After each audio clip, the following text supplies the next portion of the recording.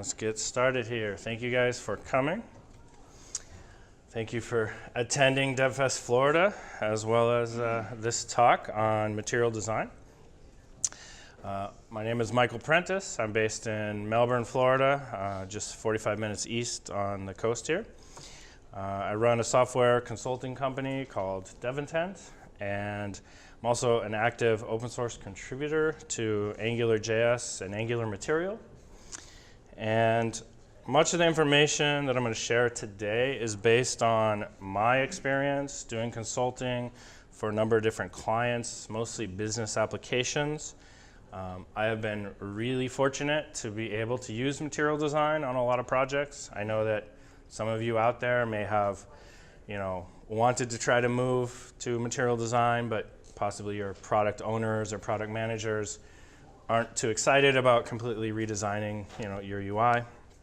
So hopefully after today you'll see some of the benefits and you'll be able to make a quality argument to those people and get them to try material design in some of your applications. So I got started with AngularJS material before the beta.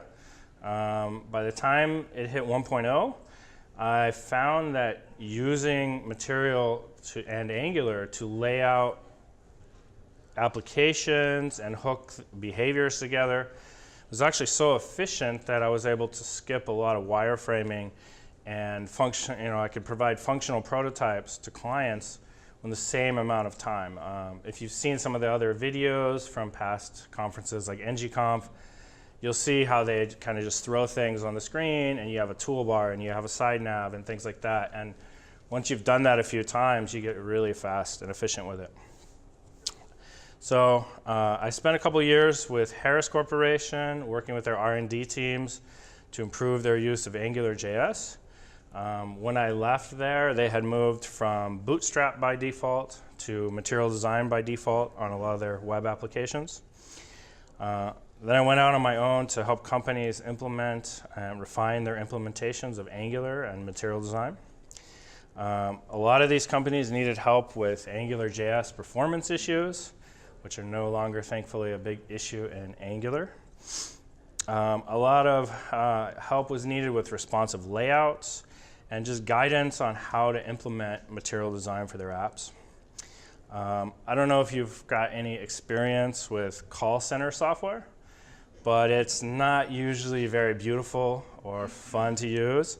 I worked with one company that was able to build out their internal call center software with material design, and within a few weeks of that being available, they were having many other project managers throughout the company contacting the VP of engineering asking when they can get their apps upgraded and on material design.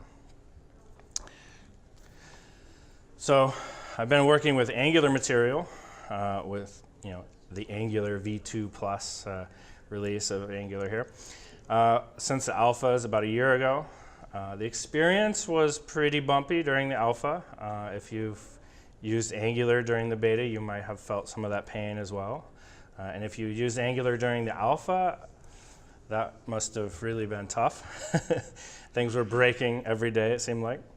However, Angular is stable now, and the recent betas of Angular Material have surpassed the functionality and capabilities of the previous AngularJS material, which is 1.0 stable release. So now Angular Material is going to be entering a stable release phase. They just put out a release candidate. So it's getting to the point where you should really start to consider it for your business applications as it will be stable very soon. Thankfully, I got to spend most of 2017 working with Angular Material for business applications, and the goal of this talk is really to help you see that you should probably consider it very strongly for your next business project.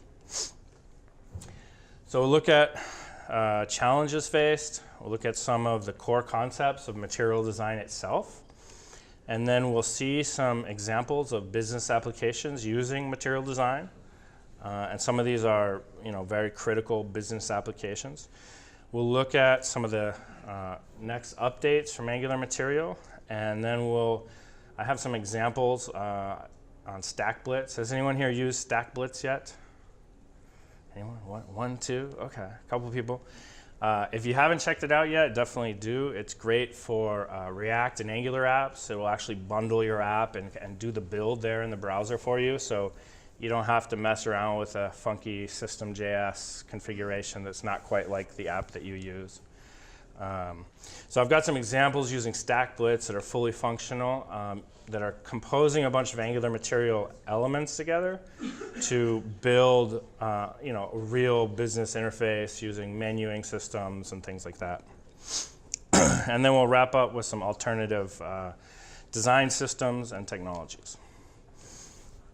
So it's not a surprise to anyone here, I'm sure, that the global conversion to smartphones is happening. But many enterprise IT departments are still running critical internal software that's extremely painful to use on mobile devices. So as more millennials enter the workforce, it's getting harder and harder for IT departments to ignore internal applications with poor user experience. So unsurprisingly, I don't have permission to show any companies really ugly internal applications or any horror stories or anything like that. But I went online and I just found some public examples that are a good representation of what I've seen inside of some other companies. This example is an app by the state of California for parents who need to calculate child support payments. They just need to fill in this extremely complicated long form on a single page. And they seem to be completely unprepared for parents that may be busy, don't have time to sit down at a computer, and want to pull this up on their phone. So you can take note of some issues. On the left is desktop. There's considerable layout issues. Some of it's hard to see on the right side with the colors, but the alignment of the end of the column is not correct. There's also a expansion button that jumped all the way to the right side for some reason. So that's pretty tough to deal with just on desktop. And then on mobile, it's really daunting. And a lot of users will just see that and just say, like, I don't have time for this, or I don't want to complete this task right now. For internal business applications, that's efficiency in your business. You want your users to complete their tasks as fast as possible. And anytime that they look at a screen and say, I'm going to come and do this later, you're kind of losing efficiency. So another big piece that adds a lot of frustration here is there's a real lack of contrast. There are some different colored things here, but a lot of the most important parts of the screen don't really stand out. There's not really a good flow through the screen. So that's one example. This example is a public-facing web app for a multi-billion-dollar company, 29,000 employees. On the right side, their corporate customers use this app to book significantly large events at venues around the country.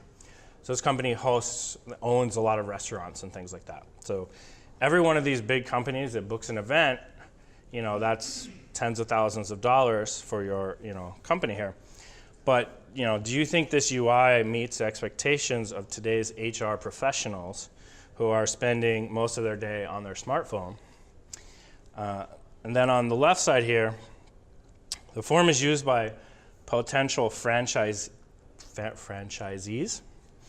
So they want to apply to have a franchise in one of the restaurants for this company. So this is a really important transaction that if they complete it successfully, it could mean a lot of revenue for both sides of that partnership. But if they're using this form that's a really poor user experience, how often are they not completing that? How often are they having frustration? You have someone who might be a new partner and they're frustrated right from the beginning. Not a great user experience. So I think you can see there's lots of wasted real estate here. The space that we have that's extra, it's not really being used effectively to provide consistent spacing or alignment. And on the left, there's a lot of vertical scrolling. I could only fit one page here, but there's about 8 pages of this form that goes by. And then on the right, you can see it doesn't really adapt to the screen size. Okay, so has anyone heard about this study about flat UI? It came out a month or two ago. It was all over Twitter and whatnot. So it came out and everyone was like, oh my God, flat UI, it's confusing users, it's this problem. There was a headline grabbing title to this. So many product managers were contacting their teams and developers and saying like, oh my God, like look at these problems we're probably having with our flat UI.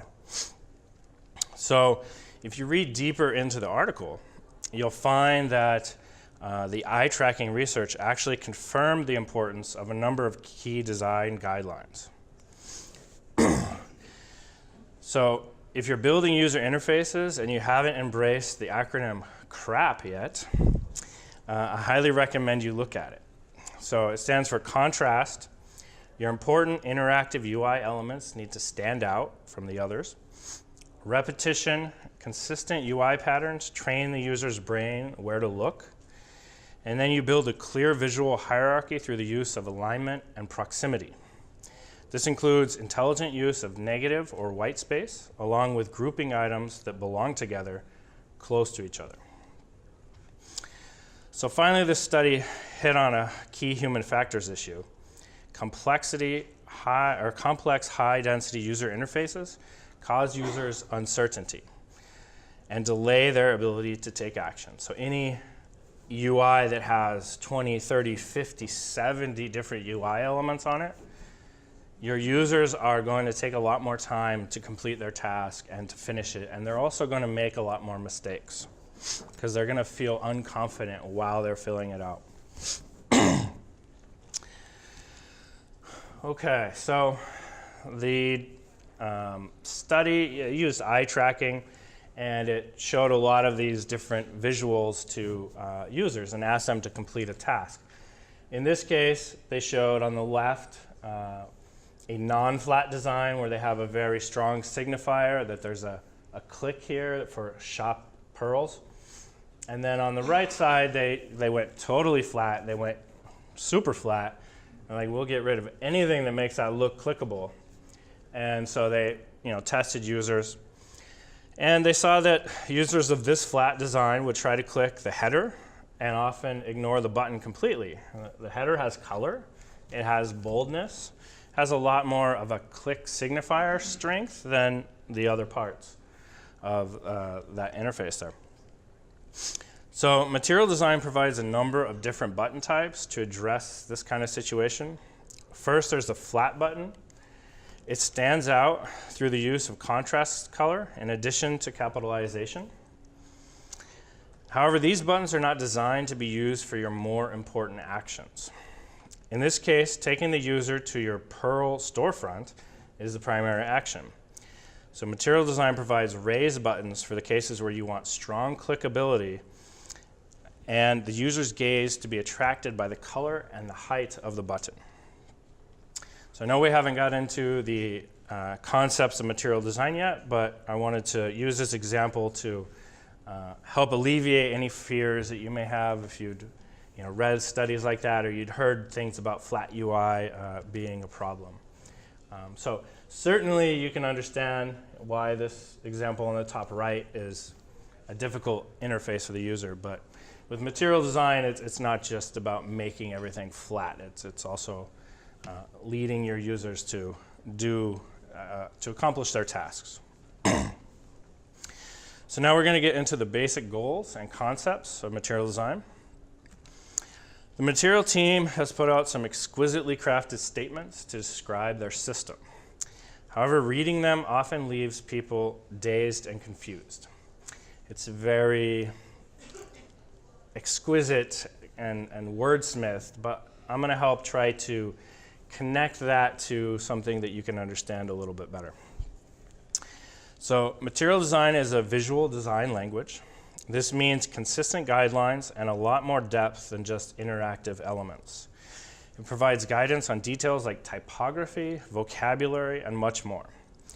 The guidance is based on well-known UX principles that have years of research behind them.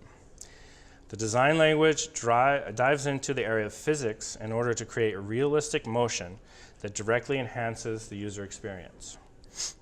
The goal is to enable building applications that can effectively function across a wide range of devices. This means that users should be able to experience an app on different devices without having to relearn or be taught how to use each new app. In business terms, this means reduced training costs when allowing employees to switch between tablets, smartphones, and desktop monitors.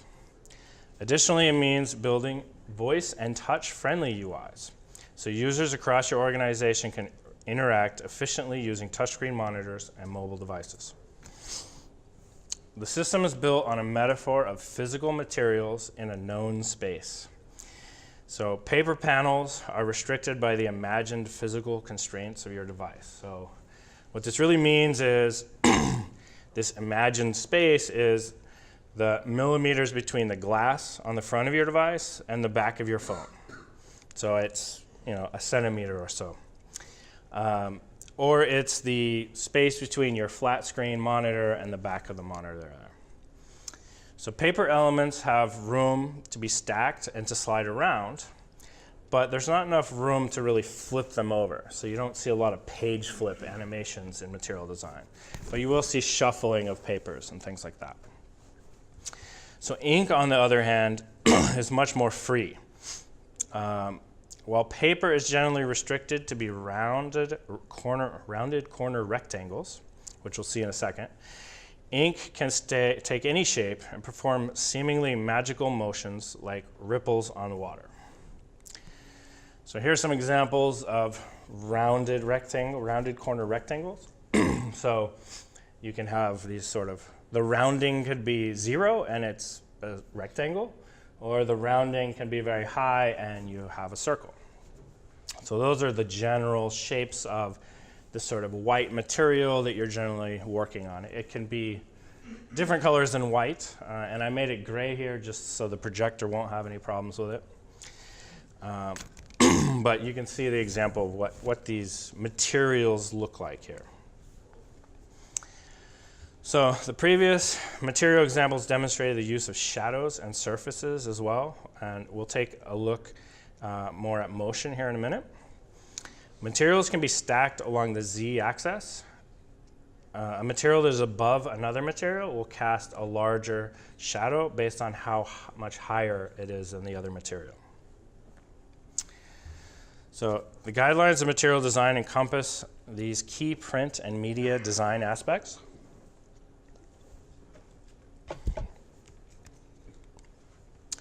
They do this with a focus on guiding user actions. Users' gaze should be attracted to the important components of the screen, and the UI should help lead them through the completion of their task. So motion is critical to material design. However, it's hard to explain motion standing here without actual motion. So got a video that will discuss and demonstrate motion and material. And my mouse is somewhere. There we go.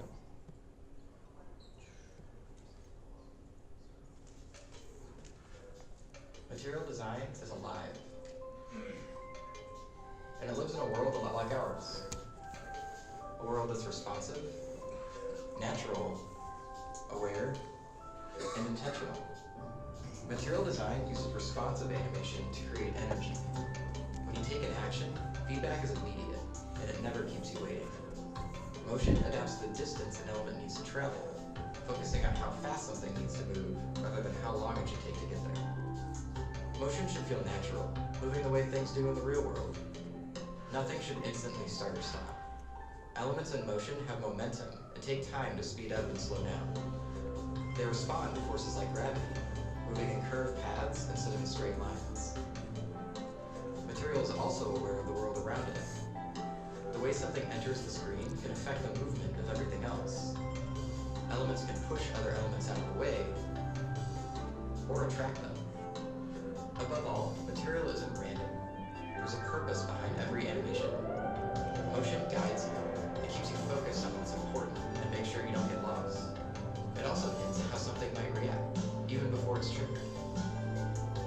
Whether your brand is fun and playful, or serious and straightforward, using the motion principles for material design can help you produce a quick, clear, and cohesive experience.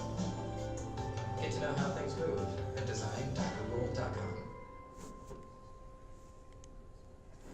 Great. There we go. Okay, as you just saw, motion is used in meaningful ways in order to increase user efficiency and confidence. It's based on physics in order to enhance the user's feeling that the UI is responding to their touch. The material design spec covers a number of mathematical formulas for you to use in your animations. They even show you the formulas in action so you can see their performance when used to animate an object. So if you go to the spec, there's a page there where they will actually show you the different calculations on Android and the web, and they'll allow you to run those side by side and see what the difference is and why those are useful and how it is a more realistic animation when using some of those. So the end result of this collection of concepts is a well thought out system that follows established design principles. Your business can directly lean on material design by pointing direct developers at the guidelines, giving them access to a material design component library, and then asking them to follow the spec as close as they can. So if you don't have designers, you can point your developers at the spec and say, work towards this. It's a good start. Use these components. You get a lot of design principles out of the box so that developers that may not be comfortable with design, they kind of have something that they can use, and it sort of just looks good and works well without a lot of effort. Of course, you get a lot more for a lot more quality if you involve designers as well.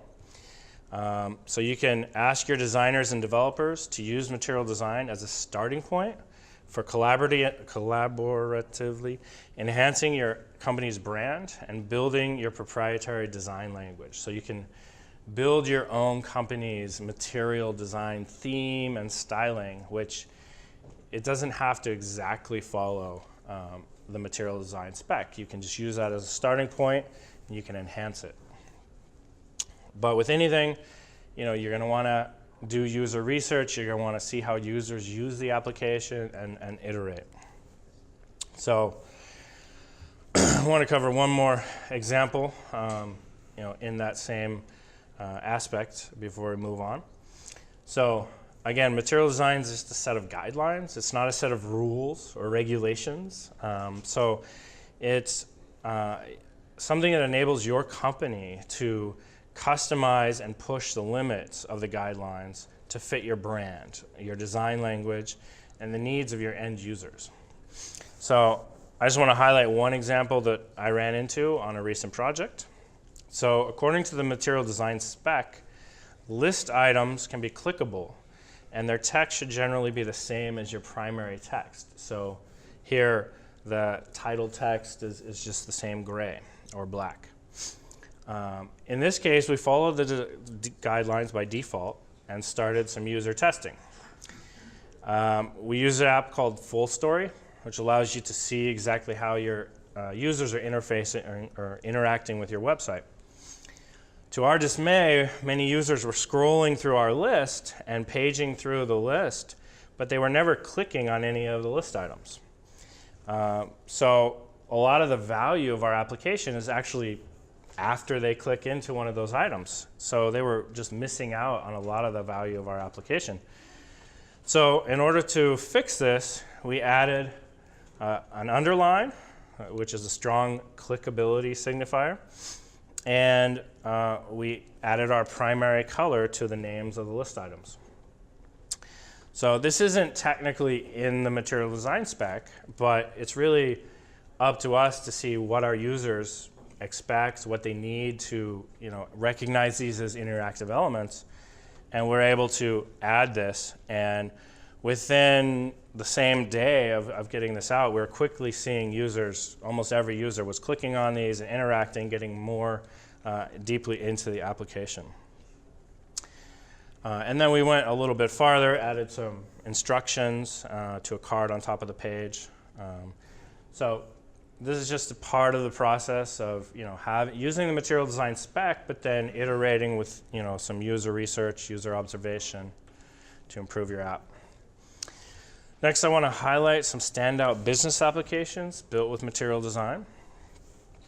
So Harris Corporation, who's right here in Central Florida, in Melbourne, they've been using material design for a couple years. This application is used by international air navigation service providers, airports, and airlines. And they use it to share real-time aviation advisories. So the tool and its use of material design helps increase operational efficiency and seamless communication across air traffic borders. So obviously, very important, critical use case.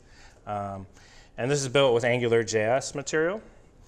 So it's still got a lot of capitals, all caps and things in there, which from a consumer standpoint might seem like not a great UI, but actually in aviation, that's what they expect. Everything they read is like these all caps, airport codes and waypoint codes and things like that. So just separating and allowing this information to be separated in a visual way is a big step forward from what was available before.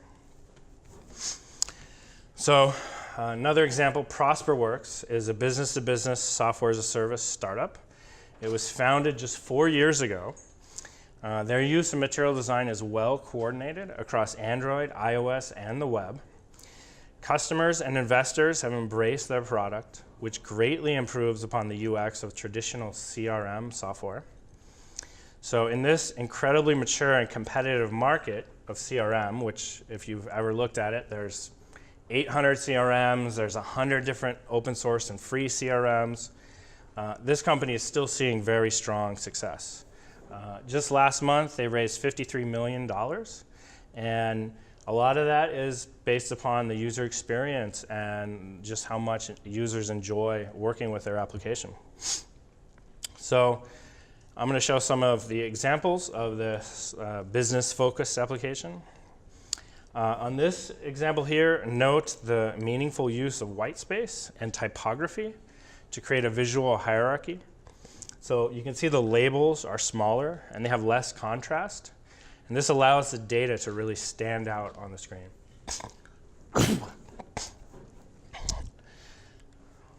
So, there we go. A number of different navigation components are used. In this case, there's 3 tabs.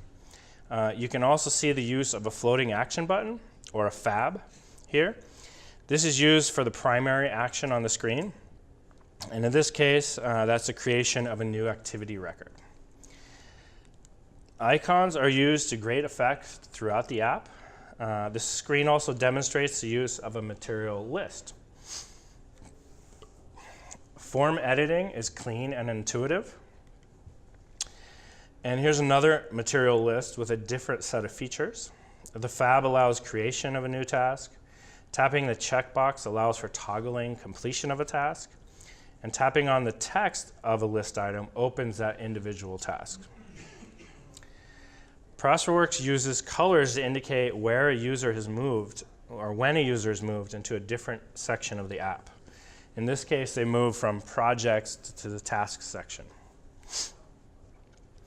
So the previous examples were built with native Android SDKs. Their web app is using Ember. And in this case, note how the application divides and makes use of the extra screen real estate on desktop. One area is for navigation. Then the remaining 3 areas are broken up into separate interactive sections. These map directly to the tabs that we saw on mobile. So now we're able to just break that out and see all of them at the same time. So we have editing the project in the first, logging of activities in the second, and then the third allows you to manage your tasks and other related data. Note how these sections are just the same as on the mobile tabs. That's something that you can repeat, but it's not something that you have to do. This is an application of the material design transform pattern. So they're transforming from tabs into these different sections. That's a very common pattern, and there's many different patterns like that that are defined and well described in the spec under the layout section in a section called responsive UI. So now we've covered concepts of material design and seen it in action. Now let's get into the specifics related to Angular. First release candidate came out last week. This is a very significant milestone. I think it's been 2 years or so now. So we finally have a release candidate.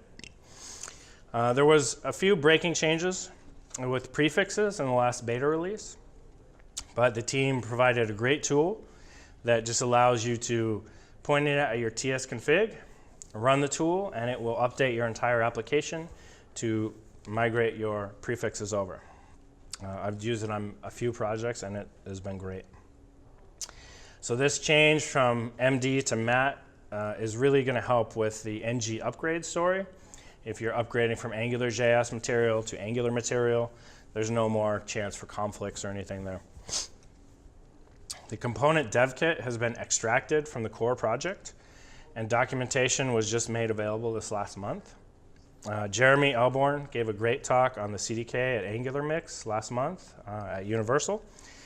And then if you want a deeper dive, Christian from the Angular material team gave a talk available on YouTube, and when I share my slides, you'll have access to those links.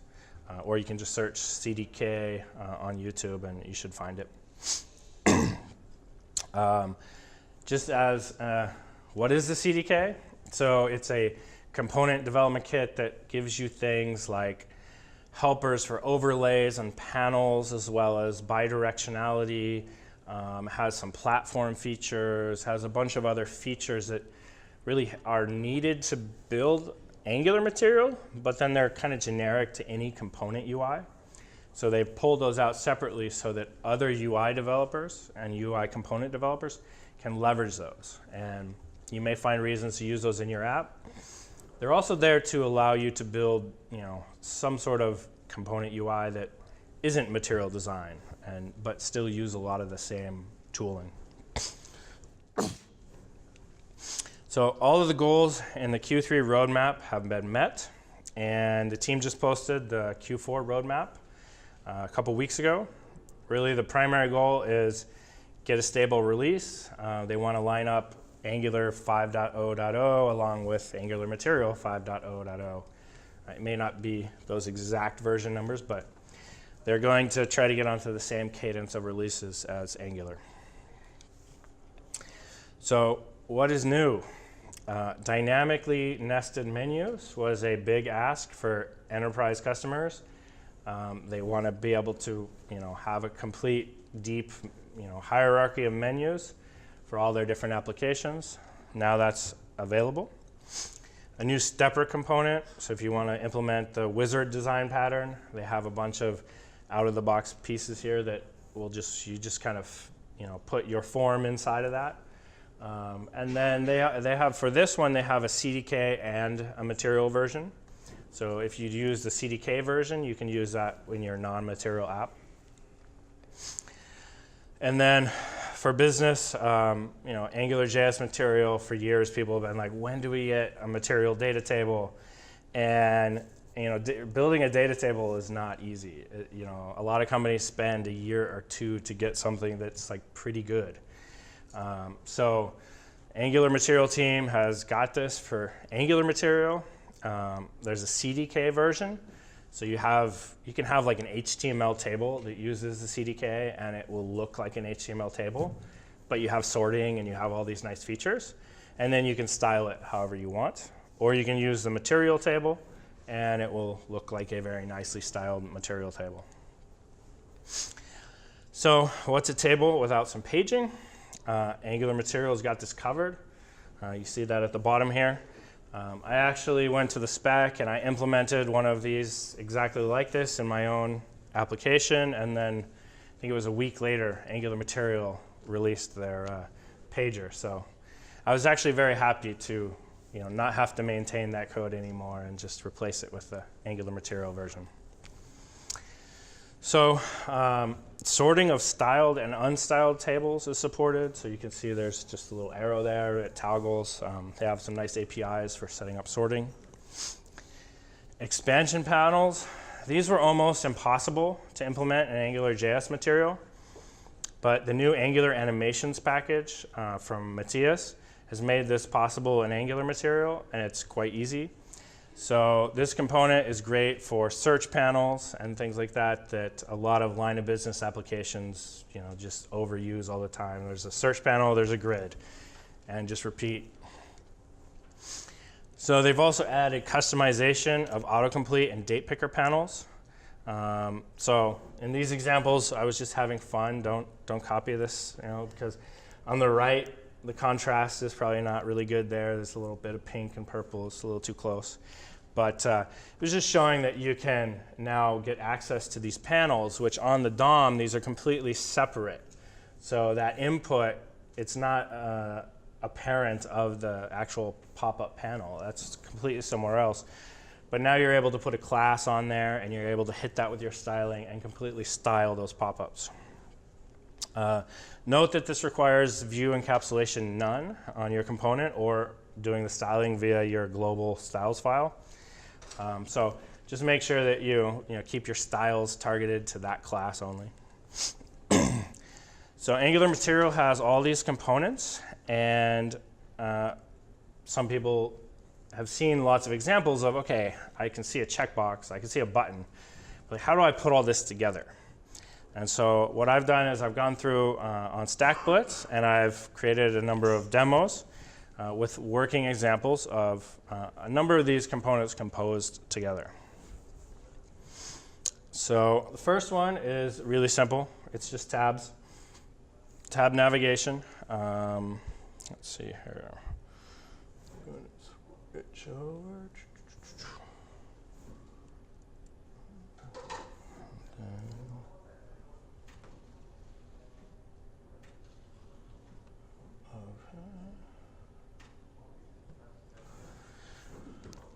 So this is just, this is tricky.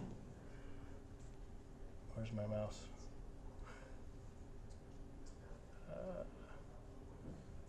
Okay, it's not working out very well. There it is. Okay, so just basic tabs. I got some examples here on how to set that up. Not too much to see there. The next one is responsive button bar. Okay, so this one is going to use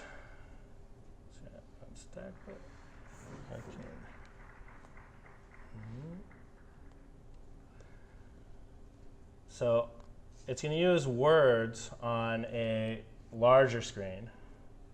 And then as you get down to a smaller screen, it's going to drop that into an overflow button, overflow menu. You'll see this a lot on Android. And you'll get a menu there. And then I can actually, for different screen sizes, say how many elements should be in the button bar and how many in the menu, and responsively handle that, as well as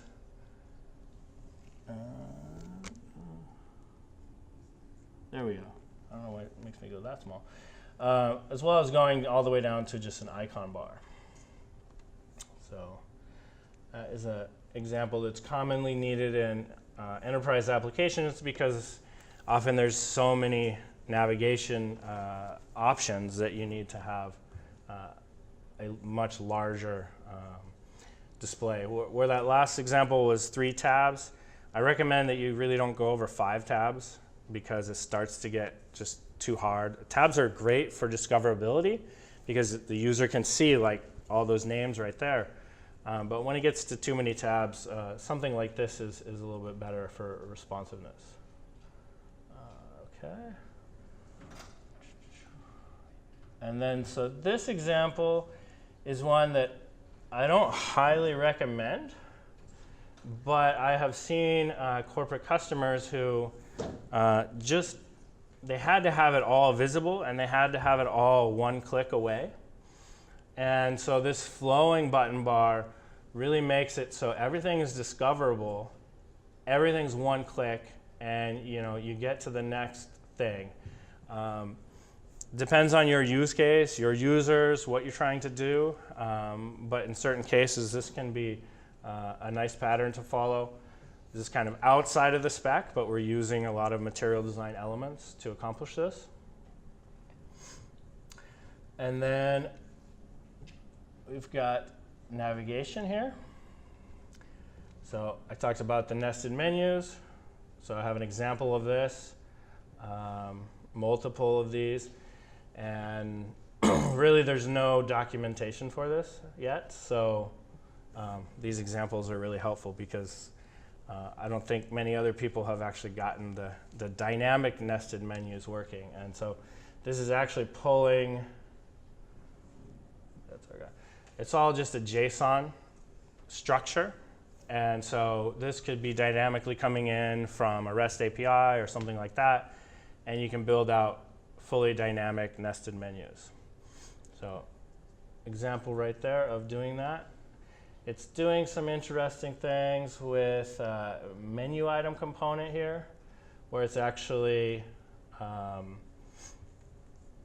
some inputs here of passing in a set of children, and then it's basically recursively there's menu items within menu items, and it sets up all of the click handlers and all of the menus so that each menu gets created properly. And then for mobile, you're going to want to have a nice side nav navigation. So I have an example of that. Make this a little wider.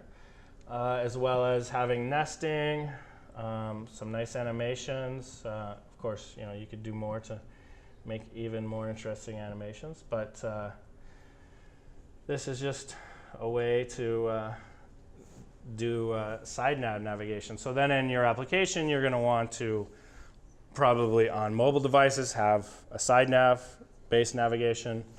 On larger devices, you're probably going to want to have that top nav menu structure.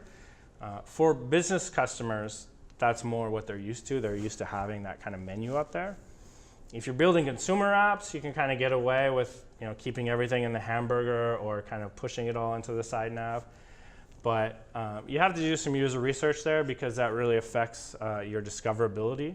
Not everyone knows to go look here in the side nav, or not everyone's going to go dig down multiple levels into this. So just have to see what your users need.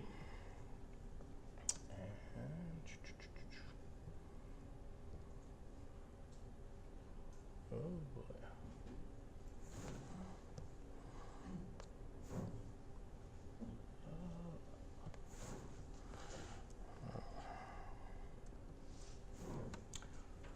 Okay. We're almost done here. So we already walked through all these. These are just screenshots of what you saw there.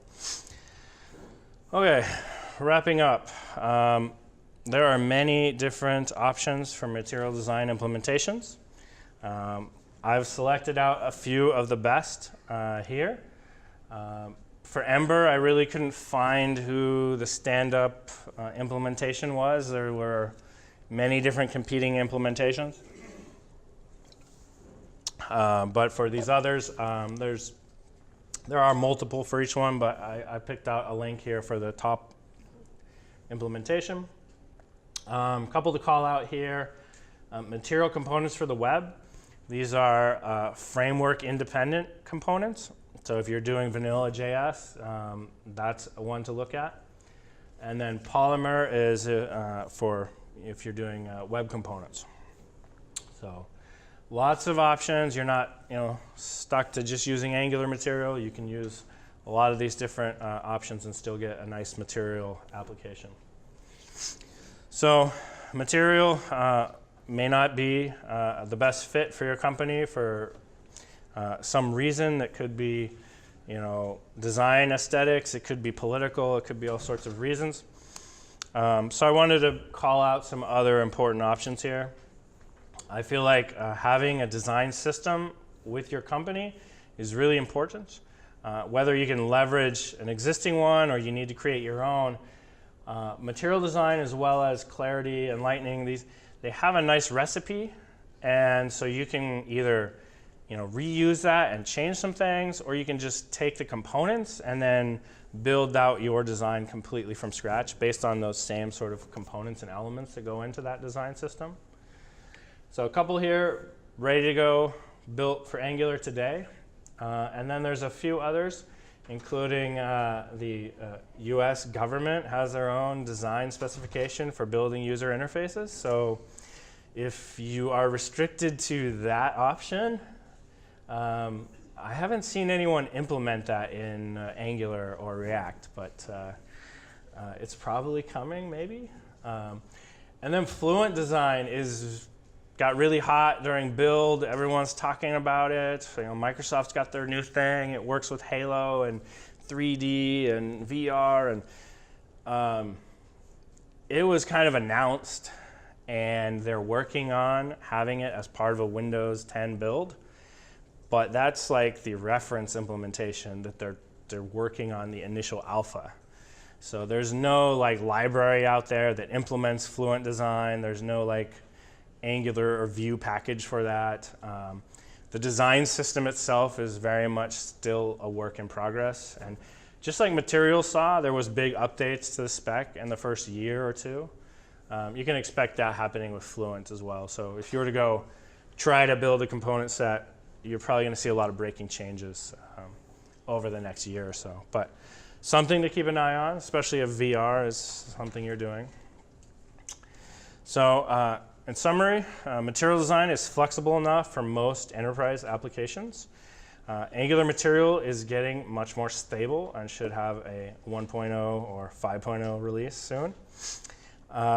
If you're starting a new project, you should seriously consider Angular Material. And if your company is looking for something different, I still recommend that you standardize on a design system for use across your enterprise. The material design spec lays out a lot of the groundwork, and it's just up to your designers to build on top of that and build out your brand design. Okay, I have lots of references. I'll share the slides on Twitter, and please feel free to hit me up in the hallways or online for questions. Thank you very much.